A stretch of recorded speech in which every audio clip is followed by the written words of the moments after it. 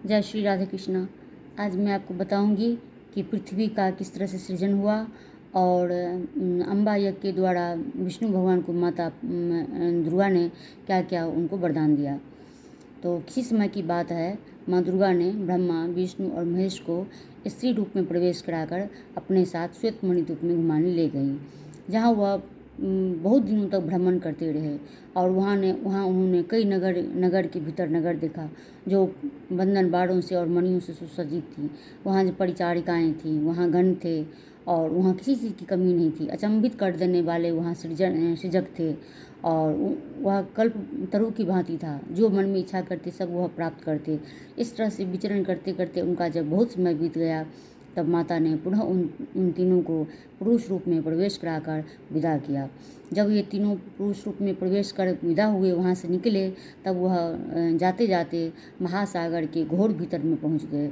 वहाँ रहने के लिए उन्होंने समतल पृथ्वी का सृजन किया और वह वहाँ टिक गए। तो उसी समय माता ने अपनी अचल शक्ति को अपनी तरफ से छोड़ा और जिससे वह पृथ्वी अचल हो गई, यानी स्थिर हो गई। और पृथ्वी शेषनाग के मस्तक पर स्थित है। और जिस तरह से एक बक्सा हम बनाते हैं और उसको चारों तरफ से कील लगाकर उसको एक आकृति देते हैं और उसको ठोस बनाते हैं, उसी तरह से पृथ्वी को भी ताकि ये स्थिर रहे और अविचल रहे, ये हिले नहीं, तो उसको स्थिर करने के लिए बड़े बड़े पर्वतों का, शिखरों का सृजन किया गया, जिसमें से गंधमादन पर्वत, सुमेरु पर्वत, कैलाश पर्वत और बहुत सारे पर्वत हैं, त्रिकूट पर्वत इत्यादि। चारों तरफ से संसार में बहुत सारे पर्वतों का सृजन किया गया, जिसमें सुमेरु पर्वत प्रमुख है। इन सुमेरु पर्वत में बहुत सारे भुवन बनाए गए, ब्रह्मलोक बनाया गया, और सुमेरु पर्वत अनंत योजन में फैला हुआ है और यह सोने से बना हुआ है, इसलिए इसका नाम सुमेरु पड़ा। और इसमें ब्रह्मा जी ने अपने रहने के लिए ब्रह्मलोक को बनाया और विष्णु भगवान ने अपने लक्ष्मी जी के साथ विहार करने के लिए, आनंद से रहने के लिए बैकुंठ बनाया। शिव जी ने भी अपने गणों और भूतादि के साथ रहने के लिए शिवलोक को बनाया, अर्थात कैलाश को बनाया। और देवताओं के रहने के लिए भी इंद्र ने स्वर्गलोक को बनाया। इस तरह से और विष्णु लोक यानी कि बैकुंठ के ही समांतर एक और लोक बना जो गौ लोक के नाम से प्रख्यात है। तो इस तरह से ऊपर में 14 भुवन में 7 ऊपर और 7 नीचे है। इस तरह से स्वर्ग लोक में और समुद्र के मंथन से जो निकला, 4 दांत वाला ऐरावत हाथी निकला, उच्चैःश्रवा नाम का घोड़ा निकला और चंद्रमा निकला, धर्मंत्री वैद्य, उसके बाद बहुत सारी अप्सराएं निकली, मणि निकले, ये सब जितना जो था, अमृत निकले, सब स्वर्ग में जाके इंद्र ने सबको सजा दिया स्वर्ग को। और ये सब चंद्रमा इत्यादि के रहने से स्वर्ग में 4 चांद लग रहे थे और उसकी आभा अद्वितीय और प्रकाशित थी, जो दूर से ही कहीं चमक रही थी। तो इस तरह से इंद्र का स्वर्गलोक सुसज्जित हुआ। देवताओं ने वहाँ अपना स्थान पाया, देवता वहाँ रहने लगे, अप्सराएं रहने लगी और इंद्र वहाँ विराजमान हुए। वर्णगुण, कुबेर इत्यादि जितने थे सब स्वर्गलोक में अपना स्थान प्राप्त किए। इस तरह से जब बहुत समय बीत गया, तो इससे पूर्व सृष्टि का और भी विस्तार पाने के लिए ब्रह्मा जी के दाहिने भाग से मनु की उत्पत्ति हुई और बाएं भाग से शत्रुपा उत्पत्ति हुई। शत्रुपा और मनु के 2 पुत्र हुए, प्रियव्रत और उत्तानपाद, और उनकी 3 कन्याएं हुई। और ब्रह्मा जी ने 10 मानस पुत्रों को भी उत्पन्न किया, जैसे कि मरीचि, अतरी, अंगिरा, पुलस्त, पुलह, क्रतु और गुरु वशिष्ठ, दक्ष इत्यादि, और नारद। नारद, अत्रि और ये 10 पुत्र, मानस पुत्र ब्रह्मा जी के हुए। और दक्ष ने तो गृहस्थ आश्रम में प्रवेश किया, तो उनकी बहुत सारी कन्याएं हुई, जिनमें 13 कन्याएं उन्होंने प्रजापति को दिया। और उस तरह से उस प्रजापति के उन कन्याओं से बहुत सारे देवता और दैत्य उत्पन्न हुए।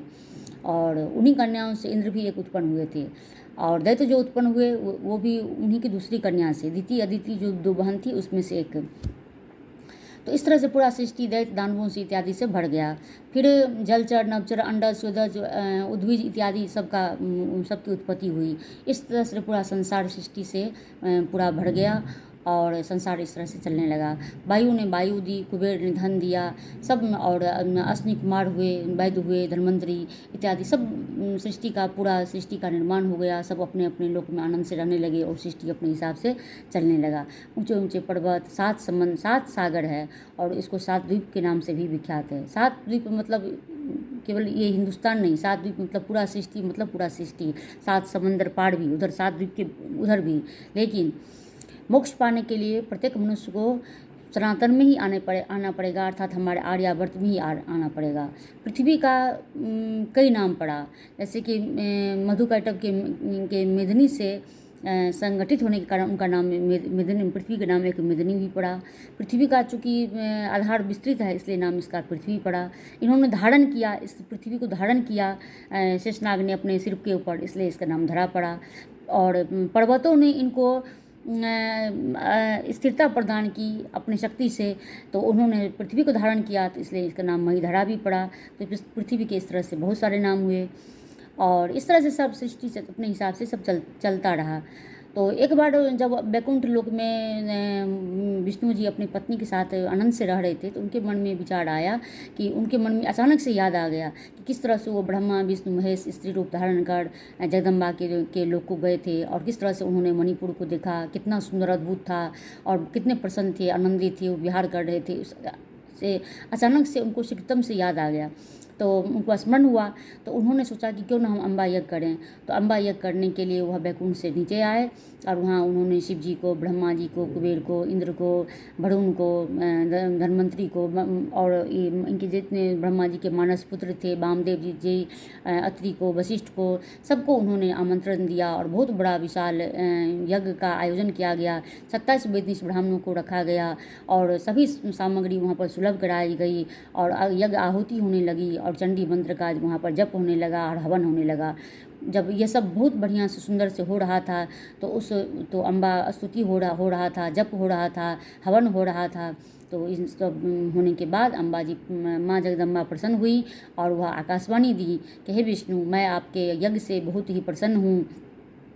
आप तीनों लोक में पूजित होंगे, देवता भी आपका यशगान करेंगे, देवताओं के द्वारा भी आप पूजित होंगे और जब जब धर्म की हानि होगी तब तब आपके अंश से विभिन्न अवतार आप ग्रहण करेंगे और तीनों लोक में आप पूजित होंगे। मनुष्य देव आपके नाम जप करके वह सकल मनोरथ को आप देने वाले उसको होंगे और उसका मनोरथ पूरा होगा। सबकी इच्छाओं को पूरा करने वाले होंगे। ब्राह्मण को आप पूजने वाले होंगे, अपने सभी देवताओं का आप आदर करने वाले होंगे। आप किसी का अपमान नहीं करेंगे और किसी के द्वारा आप अपमानित भी नहीं होंगे। सदैव आप प्रसन्न रहेंगे और सर्वत्र आपका आदर होगा और मृत लोक में भी मनुष्य इत्यादि आपका स्मरण करेंगे। आपके नाम जप के सहारे से वह अपने आपके धाम को प्राप्त करेंगे और आप उनको मनोवांछित वर देने में आप सक्षम होंगे।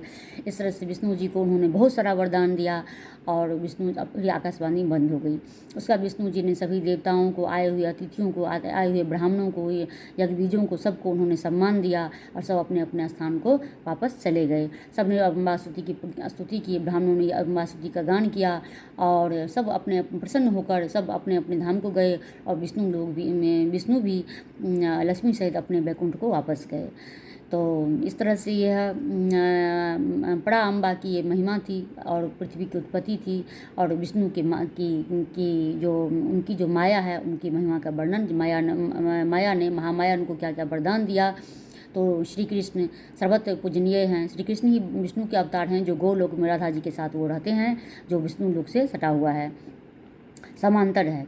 तो ये जानकारी मैंने आपको दी और मैं अपने शब्द को विराम देती हूँ। जो कोई भी इस कथा को सुनेगा और तो उसको मनोवांछित फल की प्राप्ति होगी, इसमें कोई भी संशय नहीं। अगर आपको पसंद आया हो तो प्लीज़ सब्सक्राइब कीजिए, लाइक कीजिए, कमेंट कीजिए। यूट्यूब पर मेरे चैनल शिव परिवार धर्म को और फेसबुक पर संजना झा को फॉलो कीजिए। फॉलो करने का मतलब ये नहीं होता कि फ्रेंड रिक्वेस्ट भेजना। आप मेरे पोस्ट को लाइक कमेंट कीजिए, ओम नमः शिवाय ये कह के प्लीज़ और इससे अच्छा बढ़िया काम दुनिया में कोई और क्या करेगा। आप नहीं करेंगे कोई बात नहीं, मेरा ये धुन चलता रहेगा जब तक हो पाएगा। माँ भगवानी सबकी रक्षा करे, सबकी मनोकामना शुभ मनोकामना को पूरा करे। हर हर महादेव, शिव शिव, जय माँ दुर्गा। धन्यवाद।